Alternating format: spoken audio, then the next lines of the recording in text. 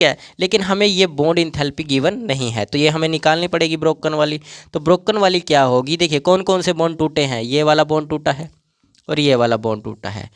इसको फॉर्म्ड वाले को आप मान लो x, यहाँ लिख देता हूँ मैं फॉर्म्ड बॉन्ड्स, ठीक है। फॉर्म्ड बॉन्ड्स को हम मान लेते हैं x, ठीक है। तो फॉर्म्ड बॉन्ड्स को हमने मान लिया x minus of delta H broken.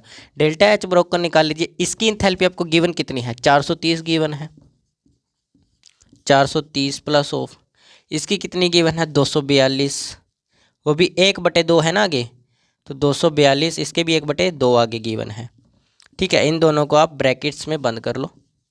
इसको डिवाइड करोगे तो आएगा 2 दूनी 4, ठीक है, 215 प्लस, ठीक है, इसको काटोगे 1 2 1, ठीक है।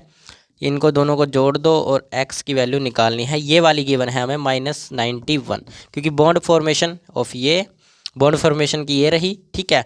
और बॉन्ड टूट रहे हैं, जो ये दो बॉन्ड टूट रहे हैं, देखिए ये दोनों टूट कर ये बन रहा है, ठीक है। तो हमने इन दोनों को इंथैल्पीज़ को जोड़ दिया, दोनों की टूटने की इंथैल्पी आ गई, हमें फॉर्म्ड इंथैल्पी निकालनी है, ठीक है। x की वैल्यू जो आ गई वो फॉर्म्ड इंथैल्पी हो जाएगी।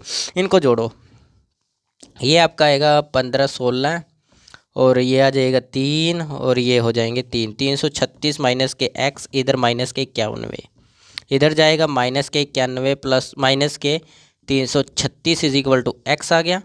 x इज इक्वल टू आ जाएगा, इसको जोड़ोगे इसमें 7, इसको जोड़ोगे इसमें 932, ठीक है, 923 और 1 4 आ जाएगा यहाँ पे 427, माइनस माइनस दोनों तरफ माइनस से माइनस कैंसिल आउट, तो ये आ जाएगी bond formed enthalpy kilo joule पर मोल।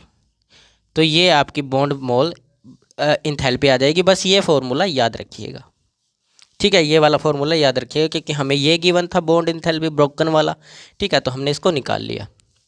समझ आया पूरा आंसर, ठीक है। 427 आपका आंसर आने वाला है, एक्यूरेट आंसर आया है, कोई गलती इसमें नहीं हुआ। अब मैं ऐसा करता हूँ, देखिए कई जगह कई क्वेश्चंस में हमें क्या होता है कि आप इसे पहले लिख लीजिए, ठीक है, पहले लिख लीजिए फिर मैं आपको बताता हूँ, ठीक है।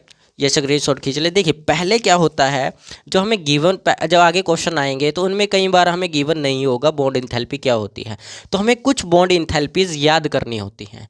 क्या याद करनी होती है, कुछ बॉन्ड इंथैल्पीज़ याद करने में ही हमारा फ़ायदा होता है।